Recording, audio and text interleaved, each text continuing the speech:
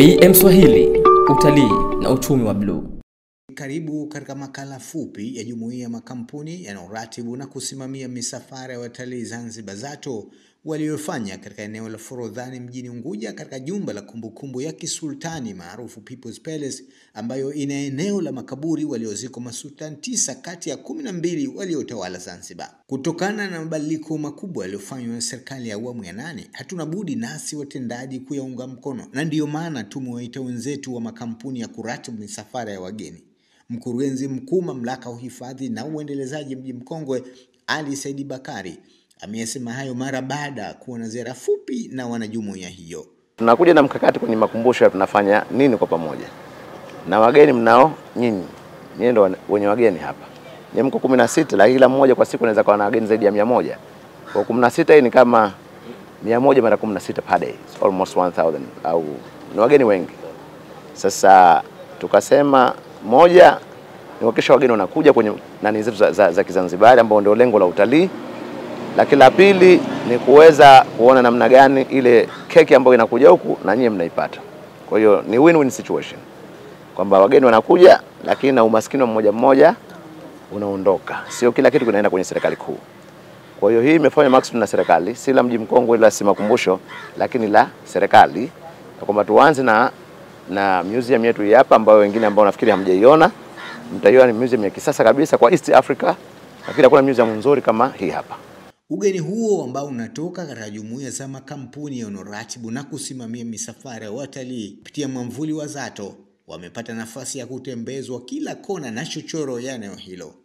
Wakizungumza na waandishi wa habari mara baada ya ziara hiyo, baadhi ya washiriki wana haya sambamba na kutoa ushauri. Kujitangaza, nafikiri sasa hivi mambo ni online kila kitu. Kwa hiyo vizuri mkurugenzi katuambia kwamba kuna app maalum ambayo itakuwa established kwa ajili ya kufanya matangazo ya mji mkongwe, lakini in the future watafanya na maeneo mengine ya Zanzibar. Kwa hiyo tunapongeza juhudi za serikali na viongozi wetu katika kufanya juhudi za tangaza utalii, na sisi tunajitahidi kwa sababu tunasafiri kwenye exhibition tofauti, tunaenda Berlin, tunaenda sehemu tofauti kutangaza Zanzibar nzima kwa jumla na sio mji mkongwe peke yake. Kwa jina naitwa Rajuma Omar, ni afisa mtendaji mkuu wa Zanzibar Association of Tour Operators. Kwa siku yetu ya leo hii ni siku adhimu na siku yenye kujifunza mengi mno. Sawa, kwa upande wangu mimi leo nimepata kujifunza mengi ambayo nilikuwa siyajui, na hakika nimejivunia sana ziara hii ya leo. Tumepata kujifunza mengi ambao kwa uweledi zaidi. Yule ambaye tuongoza leo alhamdulillah ametuongoza vizuri, ametuelezea vingi kama tulikuwa tuvitambui. Sawa, na vinavutia, vinaelewesha, tunashukuru kwa kweli. Kweli waliokuwa hawakuja wamekosa kitu. Wamekosa ile ladha ya historia ya makaburi ya Sultan's Palace.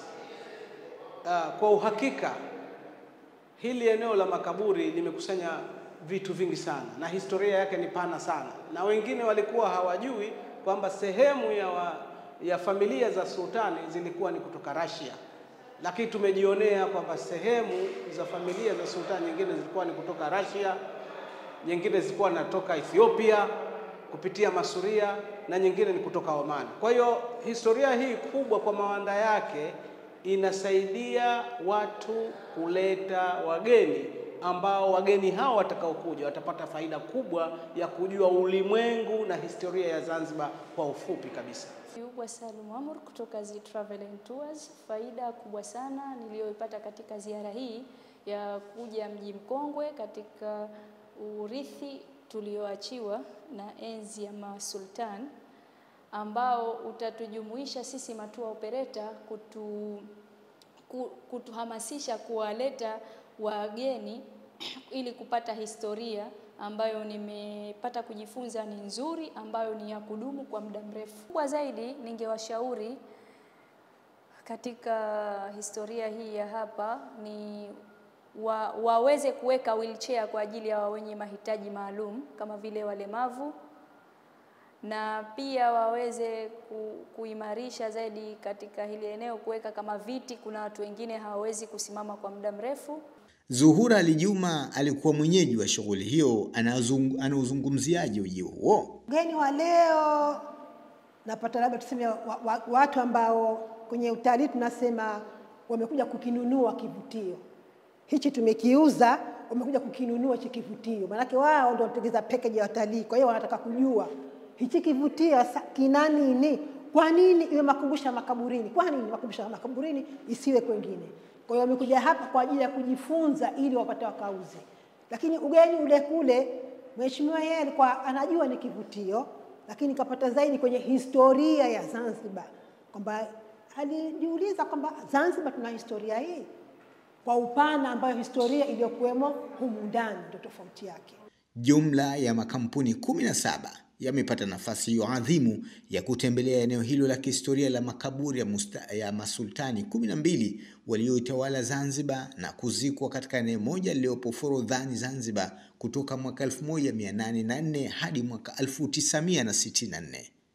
Mtazamaji, hii ni makala fupi ya jumuiya ya makampuni yanayoratibu misafara ya watalii Zanzibar ZATO waliofanya katika eneo la Forodhani mjini Unguja katika jumba la kumbukumbu ya kisultani ambayo ina eneo la makaburi waliozikwa masultani 9 kati ya 12 walioitawala Zanzibar.